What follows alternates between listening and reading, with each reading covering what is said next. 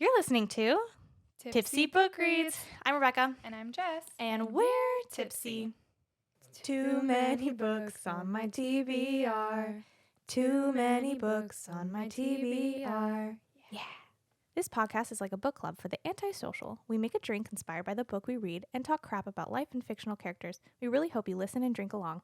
Side effects of listening to this podcast may include reading vivaciously, extreme bouts of laughter, tipsiness from craft cocktails, talking shit about life and fictional characters. Listen at your own risk. Just a warning, this podcast is explicit. We are all over 21 and there are spoilers. We warned ya. Yay! Just kidding. We're living in Dawson's world. Yikes.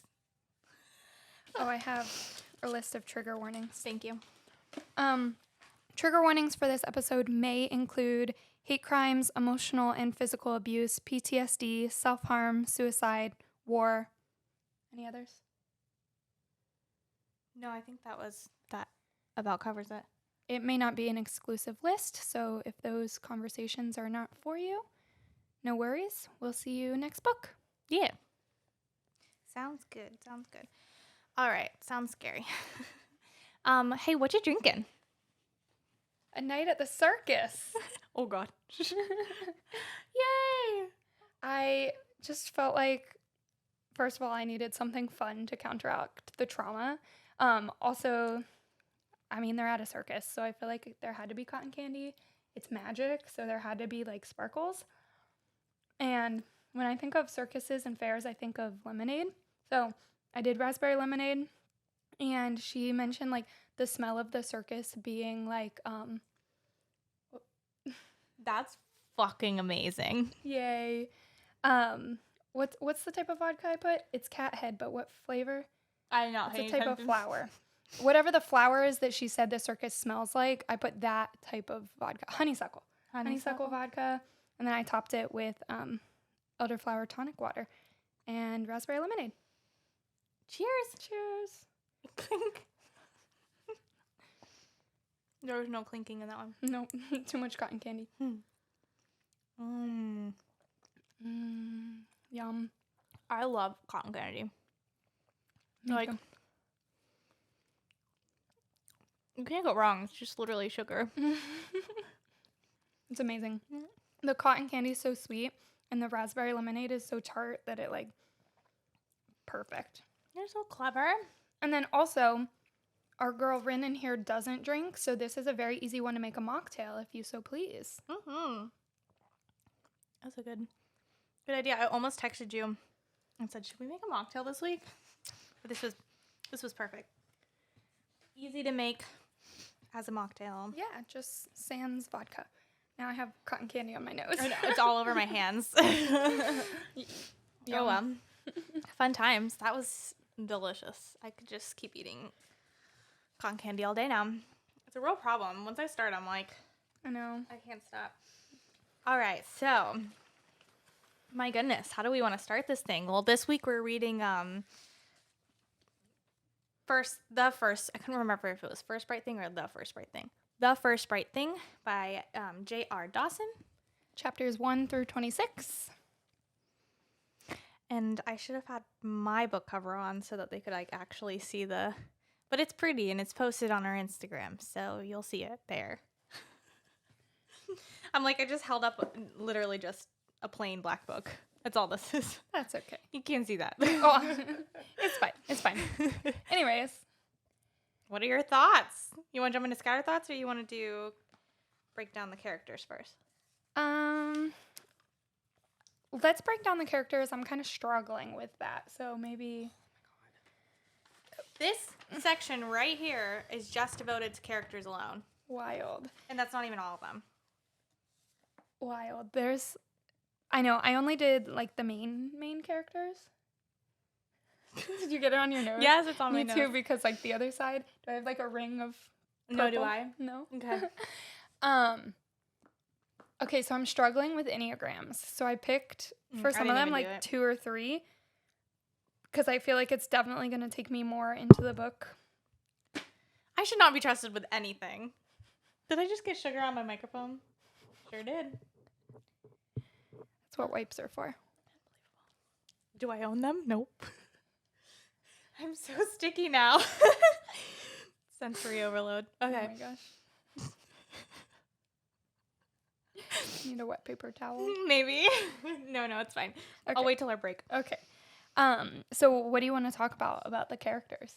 I think it would be helpful to just break down a little bit of which one has like what spark and then like that. Great idea.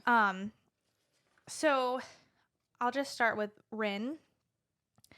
She's the ringleader and she can jump from one like time to another, but she can also jump distances, which is interesting. And places. Yeah. Yes. And so, which is a really cool power, but I kind of don't understand her like aging thing, but we can talk about that later. And then Odette, she can heal things, which is freaking amazing because she like heals, but then she takes it herself and then it heals the thing. I love that instead of it just being like, I heal you. Yeah. You know what I mean? Mauve. Number one, I'll just spoiler my favorite character. Definitely. She's a seer, so she can see things into the future, which is wild. But she's also a singer. Oh, yeah. Sorry. Odette is also the trapeze swinger is what they call her. And then Mauve is a singer. Then there's Kel, who has angel wings and can fly with his dad, Mr. Weathers. I think I wrote that wrong, but I think that's his name. Oh, I don't really understand him. He has wings too, but it's not his power. So can he like adapt people's powers? Well, I kind of understood it as it is his power, but it's not genetic. Okay. Because of the way it was explaining, it was like the dad wanted like something for his son, but his son wanted freedom, so he got wings. Therefore, his father also got wings. So I'm thinking maybe the sparks are somehow related to like what you need in your life. Maybe, yeah. It was just a little confusing. And then there's Jo. That is so freaking cool. Her power can like project images, but I wrote it as makes 3D things. But really it's 4D because you can smell and stuff too. It's an illusionist, but it's like, it's actually there. Yeah. Like hearing the cicadas and stuff. Yeah, it's crazy.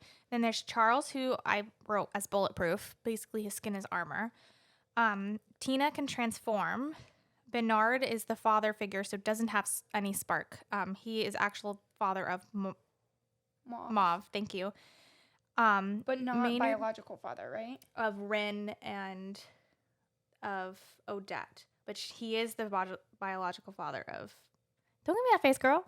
I thought he was the butler, because remember they were talking about the two dads, and he was the dad like that accepted her in. Oh, no, I thought he was the real dad, and the other one was not. Who's the butler, then? No, of the two dads, only one of them is still involved. I thought it was not the biological father. I thought it was the one that like took her in. Maybe I misunderstood, but anyways. And then still a father figure. And then Maynard multiplies, and he runs the crew, which is crazy. And Agnes has incredible strength. She does the hammer thing. Circus King. He's the worst. That's all I wrote was he's the worst. And then there's one she's briefly mentioned, or actually I don't even know. They just call them Sybil. She knows all languages, but also and more. It explains it's like they have the ability to speak or sign in any language, and then some is how they wrote it, right? Or something along the lines. I can't remember exactly how. So like what else can... What does that mean? You know? Anyways, I thought that was interesting. And that's it. That was a lot. And that's not even it. There's still more. I know I missed some of the circus employees, but... That's like the main ones they talk about. Essentially the main ones, or at least the ones that, like you said, like they talk most about. So I did not do Enneagrams. I feel like the only one that I got enough information on to do anything about was like Mauve, and that's about it. Fair enough. How did you feel? I wrote some down, but I might just wait to talk about it until next week because it's a lot of like not being sure. Okay. I kind of feel like the Circus King is maybe a 4. Which is, I forgot. The individualist, sensitive and withdrawn, expressive, dramatic, self-absorbed, temperamental. Totally fair. So Piece the other of ones I'll like shit. I'll wait on. Red flag. That doesn't mean if you're a 4, you're a red flag, just by the way. Just this particular 4 is leaning into his unhealthy side. Oh, totally. Toxic. Toxic. Okay, so I had to literally write out a timeline because I was getting a little confused. One of my, I don't want to say biggest gripes, or one of the things that bugged me about this book was the jumping and the star thing. I didn't like that. Like when they would jump and she'd put like the little star picture on there. Yeah. I didn't like that. Why? It just distracted me. Okay. And instead of just like writing what they were doing, she just like put a little star thing to indicate it. And there were a few times, well, one time in particular, that she stopped the sentence in one chapter and I hated that. My brain did not like that. Did not like it. You got to finish that chapter. You can't just let that. That's not how that works. I love that. Hated it. But so I wrote a little thing that was like, okay, so in 1916, Ruth met Ed. And that's about the time that Sparks started also. 1917, Ed proposed. Oh, and Ruth was 15 and Ed was 17 at the time. So then a year later, she was 16. Lovely. And then 1926 was the very first time that excuse me. Oh my God, it's the drink.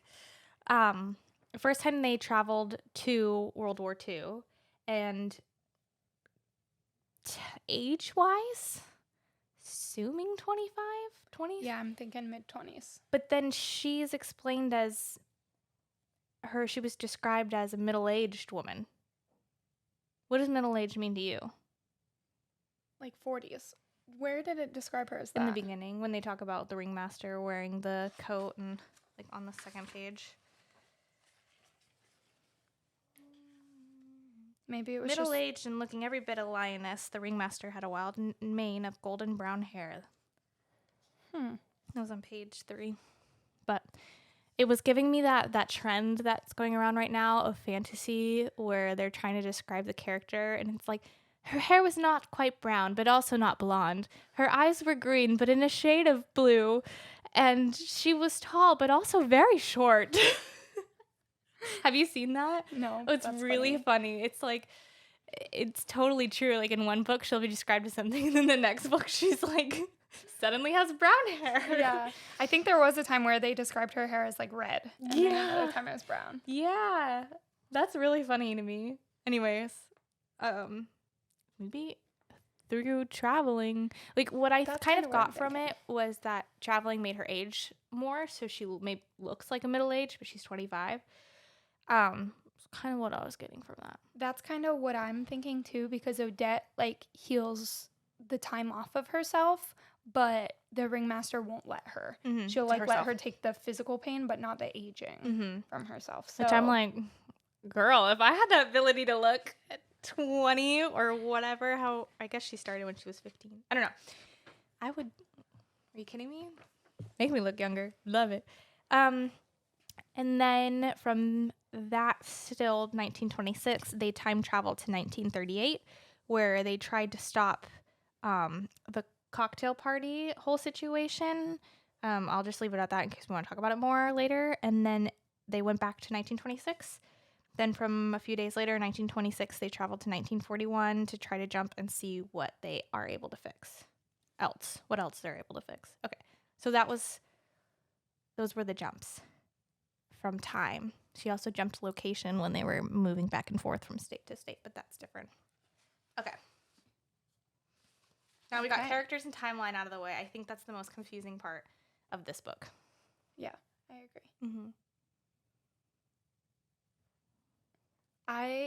What do you think? What do you think? Honestly, I love it, but you don't seem to like it. I don't like it. Really? Mm-mm. And I know why. Why? I got too much in my head about it being like Night Circus. Oh, I threw It's that out on page 3. Nothing like it. like Night Circus. It's literally not anything like Night Circus. I saw a few people explain kind of like an X-Men vibe. If they leaned into that more, I think it would have been better marketing for them. But I just got so in my head, and I was like, this is not Night Circus. This is not Night Circus. This is literally not Night Circus. But other than that, I have a lot of stuff that I did love. But I don't think it was them that marketed it for that. Like that. It was just people on TikTok saying No, it's on the back of the book. Yeah, that's what I was like. It's on the back of the book. It's just a circus. Yeah, it's literally that.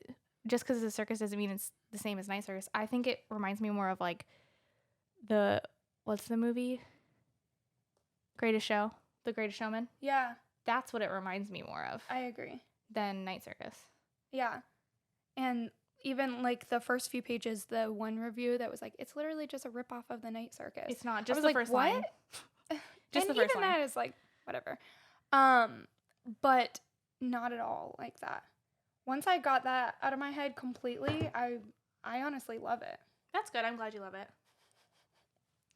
I feel like the last few chapters that we left off of, I got way more into it. But like up until then, I really struggled getting through it.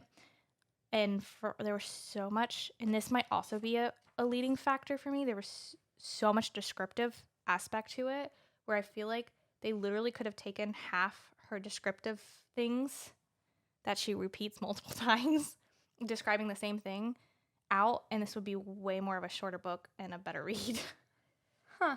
Because I saw value in her like repeating descriptions of things because it builds. I think it's a waste of time. I think it builds. I think it builds the first time you say it. And then the second time you say it just slightly differently, it's like, okay. And the next time you're like, why are you repeating this again? You're not going to like what I'm about to say, but I'm enjoying this read more than Divine Rivals. Okay, that's your opinion.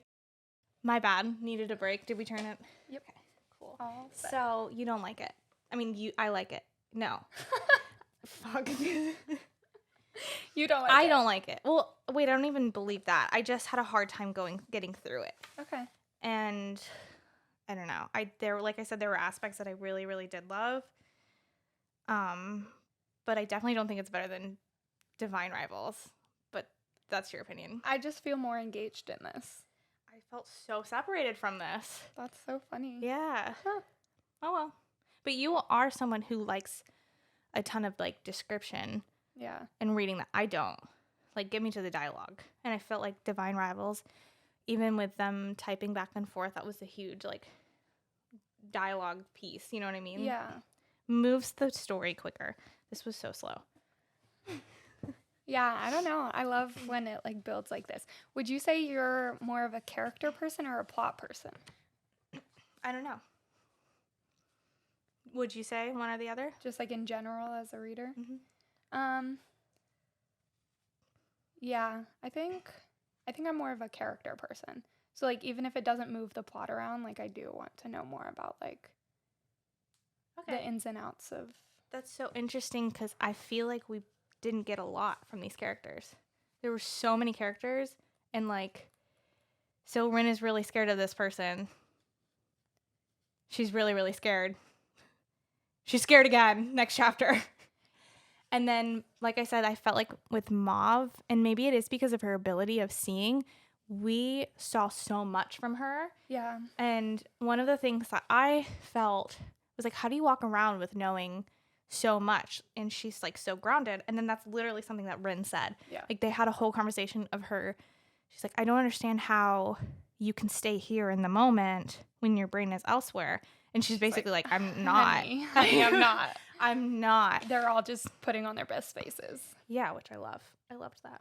Yeah, they talked a lot about like stuff like that and just like going through everyday struggles and even about like her marriage to Odette and how like in the circus in general and being a spark and all these things. And she talks a lot about how like it's cool to be different until it's not, like as far as like in society's eyes. And I liked a lot of the way she talked about like society looking at the sparks or looking at people that are different in general, whether it be religion or like whatever the case. Across the board. Yeah, and then when she was talking about how people have always underestimated artists, I was like, that's Totally true. true. That's true. So yeah, there were a lot of like really good parts like that I loved. Totally fair. The one of my first notes was not her saying the first bright thing on page 3. Yep. Literally, the first your book title on page 3. I mean, it was cute. It was a cute way to put it, but It was. I also love the way that she described Odette as this center of gravity, or like gravity. Yeah, center of gravity. I loved that whole description of her, because definitely you can see that Odette is her grounding, in a way. And Yeah. I thought that was a beautiful way of putting that, because literally, like, without gravity, she'd float away. So I did like that. She has she said a scratchy vest made of Sunday afternoons. Is that your Sunday scaries? Yes, I wrote that down too. Yeah. I was like, what a perfect way to describe Sunday scaries. Yeah, I literally said, is that your Sunday scaries somewhere? Yes, absolutely. I also was like, Yeah. Page Is that 4. how you feel? But I was realizing that I was writing this to you in this book. That literally, is that how you feel? The Sunday scaries? Is she a teacher? That's so funny. But yeah, I was like, dang, yeah. Anyways, I thought that was an interest. At first, I read that and I was like, a scratchy vest. I know exactly how that feels. Ugh. And I was like, yep. Yeah. That's totally true. Okay, my next little note was about aging, which we kind of already talked about, I feel like. Okay. So Edward in general, like, it's pretty clear that he's the circus king. But oh my gosh, like the buildup of him, I loved, because he, first of all, didn't realize he had a spark and was like jealous because all these people had sparks and he didn't. And then he found out that he did. And it's very scary. Yes, so scary. But like his initial like internal battle of like trying, like, it's like one of those like nature versus nurture. Like, has he always been evil, or like did this power just like get to his head? I kind of think he's always been evil. Oh, yeah. Like the whole burning his parents' only photograph thing when he was like a child. I was like, excuse me? But not that he, like, by any means, he did not deserve like the abuse that he was put under in his childhood and all of that. But I don't think that he like was innately a good person, but he did try to struggle with that spark of like, I could use this for good, and then found out all of the power that could come to him if he didn't. Yeah, and I felt like a really cool way that she wrote this in here was him asking Ruth, like, do you feel like you're a good person? And Ruth was like, yes. And then he was like, no, you're not.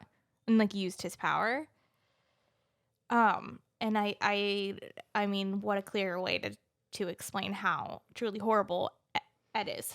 The gaslighting. Oh my gosh. Like, literally in one paragraph, you could see, oh no, he's really evil. Like, yeah. Do you think he was only questioning that moral gray streak because he felt like he should? Like he was supposed to? Yeah. He's described as like feeling the outcast, not feeling like everyone else, not understanding how people can feel like empathetic and all that stuff. So I'm just curious in terms of like, he questioned whether or not he was good, but only out of like, you know what I mean? Obligation, like obligation. Moral obligation. Mm-hmm. Yeah. That's a good point. And even when he constantly like justifies his actions of like, oh, but I did it because I love Ruth. I did it to build this beautiful family we have. And I don't think he loves Ruth. No, that's not love. Absolutely not. I think that's just like what he thought he was supposed to do. Yeah. Was have someone. Yeah. He's so bad. He's literally the most red flag. And not her mother calling him Oh my out God, the for mom it scene. and being like, you are Dorian Gray. And I was like, oh my gosh, yes, that reference is... Which is on my list to read this year. I still haven't read Yay. that. So I underlined it so that I could understand it later. Okay, cool. Funny thing is, I really enjoyed his chapters. Me too. I wanted more of them. They were concise. They were straight to the point. They added so much to each character. I feel like I know so much about him. Like, I know more about him, and then Ren is still like, you know? Yeah. But I love a dual timeline. I love a POV, a multi-POV. So, I'm naming things that I did like about this book. Is Rin Ruth? Yes. Okay, for sure. That's what I thought. But I mean, then we don't there's, know like, that for sure. Yeah. But There's no other way. There's no way she isn't. I know. Unless there's like a huge plot twist. I know. I'm kind of like not sure if there... I don't know. I'm not sure if there's going to be a plot twist or if it's like... Because right off the bat, I thought it was Rin, but then I'm like... But I don't actually know that, you know? Because it keeps the stories separate enough where there's like evidence to make you think, but it's not like 100%. And her little inner dialogue, or when she's thinking all these thoughts after everything, literally anything, it sounds like him. It's written in a way that he would say it. You know what I mean? So that's how I would be shocked if she wasn't Ruth. Yeah. I mean, she definitely had some sort of like a similar or same relationship. It'd be weird if it wasn't her. Like, who is this other character? Yeah. Good question though. It's gotta be. It has to be. Like I said, I'd be shocked. But that whole scene with the mother is horrific. But if Rin is Ruth, we do know that she eventually finds her. But at the very end, Ed was like, even when you do see her, you won't know who she is. Yeah. So we don't actually know how that went. I don't know. Maybe she had to like reintroduce herself as a friend or something. Reintroduce myself. My name is... yeah. Dang it. I don't know what my note was about. Oh, well. Oh, I know. Odette's the only one who's making sense in this freaking thing. Her being like, no, maybe we shouldn't jump to war. Yeah, Odette, you're right. Like, yeah, crazy. I do enjoy. At first, when this was all happening, I was like, how the heck is she gonna pull this off with like the war and jumping back and forth? And I did like when she found her thread and it brought her to the circus, but then it was still within that time, and she found out what was going on. And well, kind of, she still doesn't really completely understand, but I think they're getting there within that last time jump with the book burning and everything like that. Yeah. I think she's finally starting to like piece together everything that might be going on. And then like the family being carted off to the concentration camp. Yeah, totally. She's like, wait a minute. Things are clicking and I'm not liking them. No one is liking them. Well, we don't like them. I do think this is the perfect time period for like historical fiction time jumping. I do too. Like right in between the world wars. I love the historical fiction aspect of it. Yeah, and I think that it's a good show of like how much time really passed in between them and how less time really passed in between them.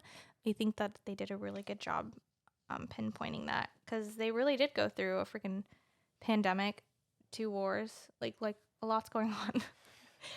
Yeah. But yes, I'm with Odette. Like, maybe take some time to plan, because they were just like, let's just jump and figure it out then. No. Yeah, Rin's a bit impulsive. Rin, you don't know what's going on. Where are you going to jump? You literally jumped into the middle of war. Like, literally. And got shot. And then metal in her leg. Like, my dude, you're already aging. Like, you might jump to something you can't jump back from. So, like, let's think about what we're doing. Let's just plan. Let's just take a second, plan it out. Then we'll figure it out. Yeah. I'm curious to see how this is going to play out. I hope that she at least saves the people that are in the circus. Yeah. I think, I don't know. She's not going to be able to save them all, I feel like. But, yeah. I mean, obviously, they're not going to stop the war. Yep. I hope they don't just, like, let that just be like, oh, well, we can't stop it. And then, you know what I mean? And then they get so wrapped up in then the king circus that they let that kind of fade out. Like, I hope they do something at least.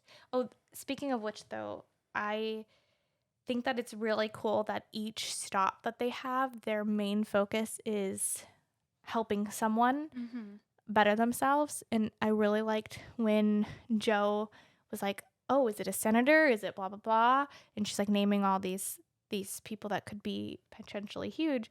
And they're like, oh, no, this is, you know, so-and-so, a farmer. And it just causes ripples of good. And so. Yeah. And that's why I don't think they're just going to, like, drop the thing. Because even when they went back to save just that one mother and daughter, this book puts a lot of emphasis on, like, even doing something small can still, like, change the world. It just might not change the world to the level of what you're hoping to do. So even if they don't stop the war, they can still change individual people's lives, which still has a greater effect. Like, it has an effect in the long run. So I don't think they're just going to drop it. I think it's just going to, like, Rin's going to have to understand, like, she cannot single-handedly save the entire world, but she can make a difference in individual people's lives. Right. Now, when they jumped from one and then found the thread and thought it was, like, the circus, and she sees this mysterious woman come and hug her and then die in her arms, like, did you immediately put two and two together that it was Joe? Pretty quick. Yeah. Same. I was like, this is Joe. And then when she came into the office and they were talking, or when she saw her again multiple times, I was like, it didn't click. I'm like, hello, maybe I'm wrong. I really was like, oh, I guess it isn't. Like, maybe it's someone else coming. Maybe it's her mom. Like, I don't know. Like, until Mauve was like, hello? Are you dumb? Literally. I think Rin sometimes just, like, I think because she has such an issue grounding herself, I think sometimes she's just, like, going through the motions and, like, doesn't notice things, you know? Yeah, totally. But. Yeah, especially if she really is Ruth. That's a lot of, like, brainwashing that she's going through every single day. So not being able to ground herself is totally understandable. Yeah, she has been through it. She's been through it. Oh, my God. What do you think the significance of Not Today is on her bracelet? I don't know. Because it reminds me of Not Today, Satan. Yeah, me too, every time. And I was kind of like, that's kind of weird. Like, I'm not sure. It gave me that side eye, but I'm hopefully I'd be shocked if she didn't tie it in on, like, why. Yeah. Like, is it a phrase that her mother said, or, like, you know, she does definitely use it as a grounding, like, every time she reaches for it.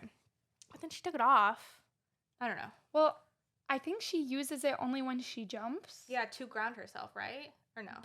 Or is it somehow connected to her spark? Like, is it a outlet for her to control a piece of, like, I don't really understand. They don't talk about it. Yeah.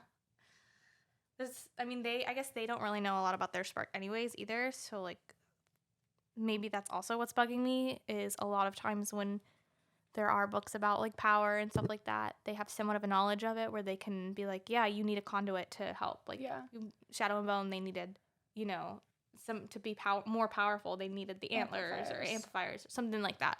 So then it's like, why aren't we going more into detail about this bracelet? Yeah. But don't worry, we'll go more into detail of how the circus smells. But like you said, they don't know. Like, this is something new to all of them, and there's no history. She's got to have some idea of why that's connected, or she wouldn't use it. Yeah. I don't know. But also, their powers are growing, which is kind of wild. But it makes sense. The more you use it, the more you understand it, the more you know? Yeah. But, like, it's changing, too. Which is, like, I think more than just a figuring it out thing. Yeah. But it's all connected. It's not like a new power. Yeah. Still, I don't know how Mauve just walks around. She even starts talking about like how she can hear the screaming of people and oh my gosh. Yeah. And you're just over there smiling, humming. She's probably humming to block out the noise. Probably. Like, oh my gosh, that girl. Anyways, I've been talking a lot. No, you're good. Yeah. One thing I think is interesting is it kind of talks a lot about how Rin, Joe, and the Circus King's powers are not necessarily similar in like what the powers themselves are, Familiar. but familiar and like also like very strong. And I'm curious how that's gonna come to head because she mentions a lot about like seeing herself in Joe and how she also kind of sees the Circus King in Joe and just that like battle between good and evil type of like that's in each side inside each person. I wonder if it's just because they have a strong amount of power that it's just kind of reminding her of a Circus King. But then it seems like Mauve is very powerful. I also feel like Odette is very powerful. She can literally heal people. Yeah. It's wild. And I feel like that's brushed over. I feel like Odette's just kind of put in the corner, honestly. I don't know. I want to know more. You know who I picture her? The Fantastic Beasts and Where to Find Them. What's her name? The blonde character. I can picture her, but now that I'm in the spotlight, I don't know. Just the way she looks, not like anything about her character, but the way she looks is how I'm picturing her. But then I also feel like her character, literally because she's a trapeze artist swinger from The Greatest Showman, Zendaya's character. So, fair enough. Kind of a mixture of the two, I guess. Yeah. I don't know. But she is described as like a blonde bob that kind of just like is a little curly. Yeah. Which is very much that Fantastic Beast, like literally to a T. Descriptive wise. Did you picture anyone in? No, not in particular. Just like my head pictures, but nothing like related to real life. But I see totally where you're coming from with that. For sure. There's so many characters, it's hard to keep track. Yeah. Anything else? I like Joe's name, the Dreamweaver. What is that? That's from not from something else, but like someone else was named a Dreamweaver. What was it? In like another book? Yeah. Am I thinking of Mark of Athena with the Arachne? Arachnia? Yeah. Maybe. She a Dreamweaver? Is that what they called her? Something. It triggered something in my brain of being like, what is that from? Interesting. Back to, her being the Dreamweaver and also, like, the similarities in their powers, I thought it was interesting that within, like, a chapter or two of each other, they had talked about Rin being able to grant any wish and then calling Joe the Dreamweaver. And then the very next chapter, it called the Circus King the Dream Granter. Oh, cool. So they're, like, still talking about all these, like, dreams and wishes that can be, like, granted or woven by all of them, too. It's going to be something, the three of them, for sure. It's interesting, especially because, Mauve keeps talking about how Joe needs her. Like, Joe needs Rin, like, over and over again. So they're definitely connected somehow, I think. Yeah, and the fact that Joe called her Rin, like, they're obviously going to end up close. Totally. That's another really good point. So, in one of these chapters, we find out that Ed and Ruth get married.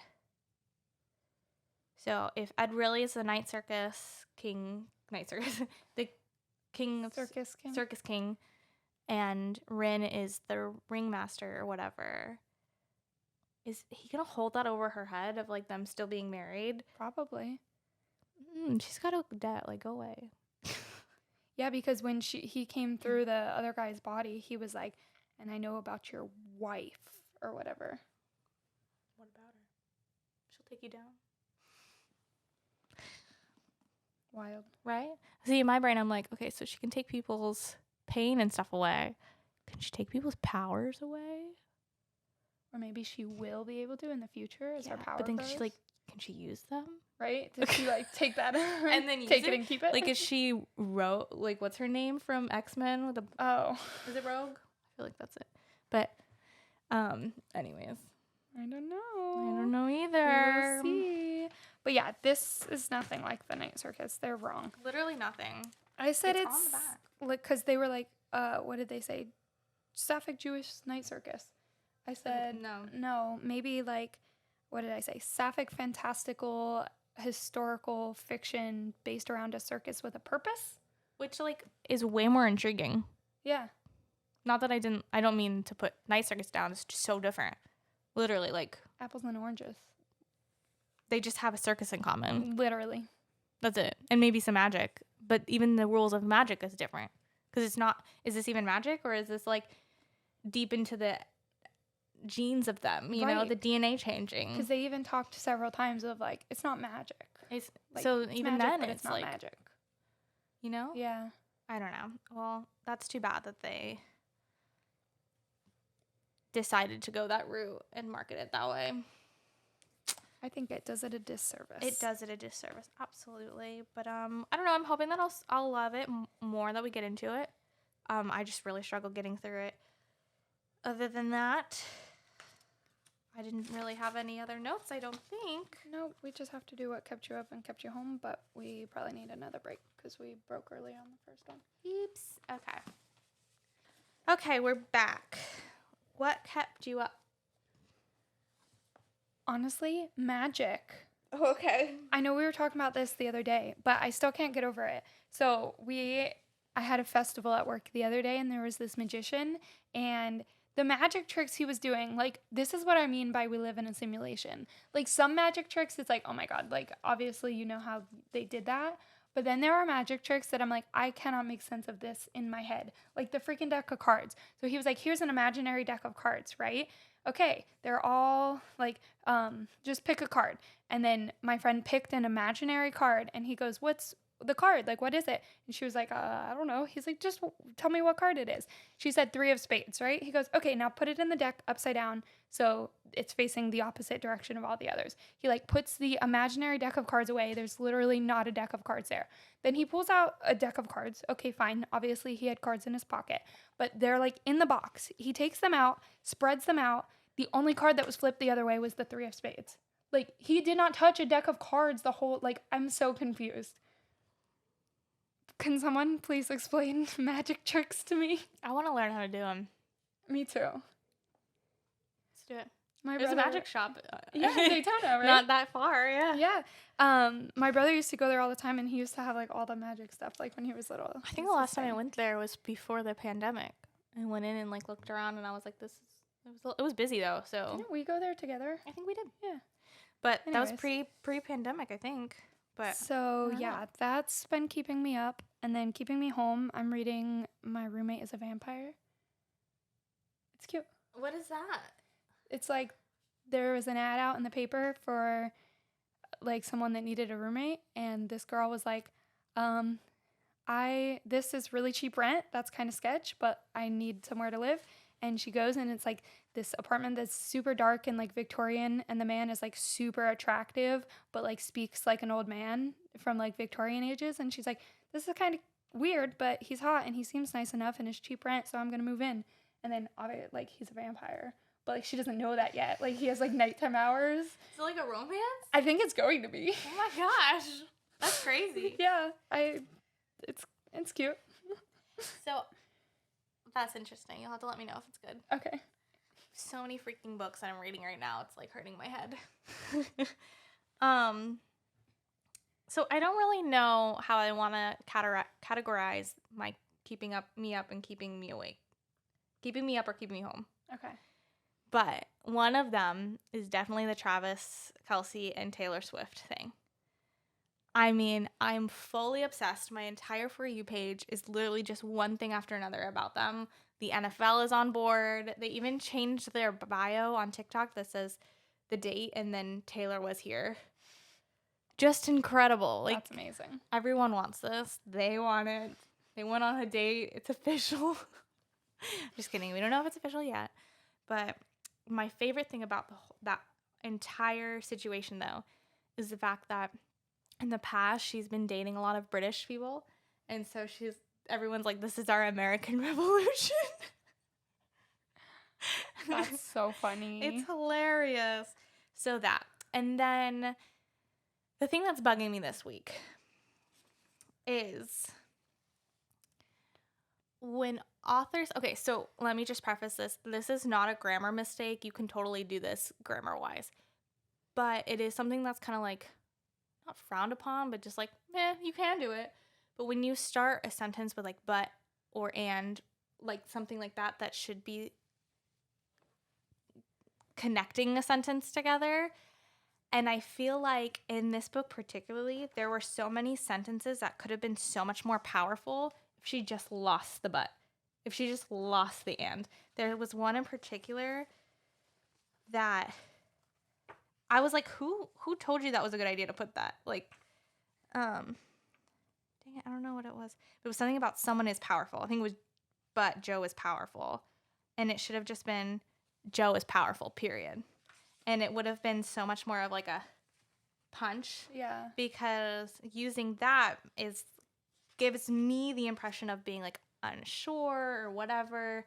But she was unsure in the first sentence, which was in the chapter before. And the next chapter is the proven that she is powerful. It should have just been Joe is powerful, period.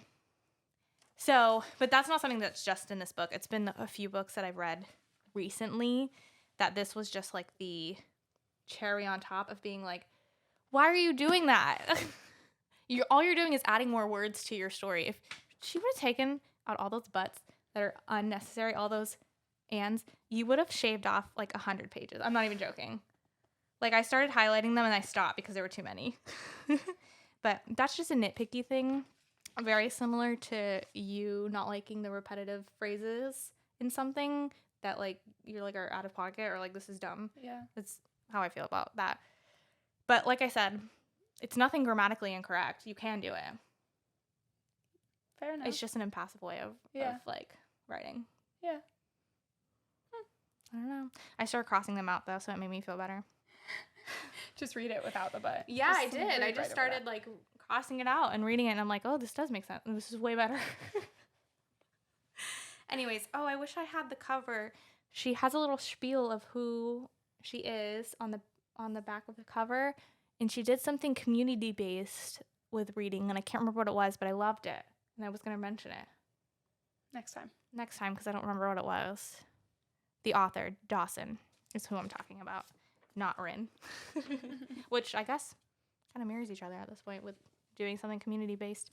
Yeah, that's my two things. I'm obsessed with Travis and Taylor, the two T's, taking the world by storm.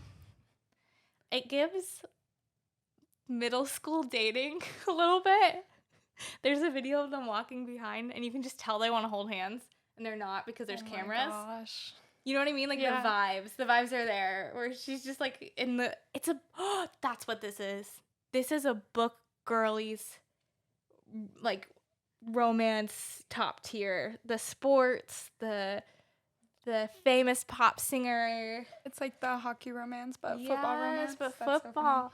So anyways, I'm obsessed with it. When it first started being rumored, there was this girl on TikTok that had this whole theory about how it was basically Taylor Swift's way of making, what's the team that Travis's brother plays for?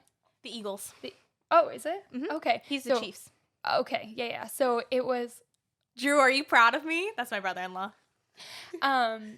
It was this whole theory of how she's trying to...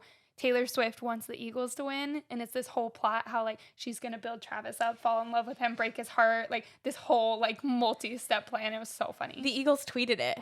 The Eagles wrote, she started her double agent plan. That's so funny. Should we give a little update on our fantasy football while we're here? Yeah. I'm in second place, My 12-year-old niece is in first place and completely annihilating us Yeah, she every is. single week. It's so funny. I need to put a little reminder in the group chat that says if your player has injured, reserved, or whatever it's called, you need to not play them. You need to switch them out because Ashley had that, and she's going to lose this week because she had someone who got 0. Dang. Mm-hmm. But anyways, yeah. So my niece, I'm not going to say her name, is number 1. 2 is me. My team is called No Thoughts. Number 3 is my sister. Her team is Ball So Hard. I'm number 4. Number 4, Strictly Vibes. I need to make you a team flag. Mine is a flaming football on a pink background. It's great. And my sister's is a Barbies in football uniforms. Like pink football jerseys. Mm-hmm.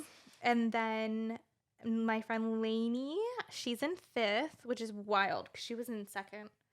And then Ashley is in 6th. But girl, you gotta trade out the ones on the benches. You'll get higher up. Their names are Bad Like a Barbie and Intermission Squad. Yeah, Bad Like a Barbie. And then our league is No Mojo Dojo Allowed.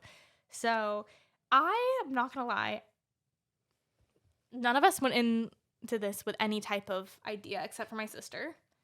And I'm sitting there talking with someone. I was like, oh yeah, it's gonna be fun. I hope we figure out like who wins soon.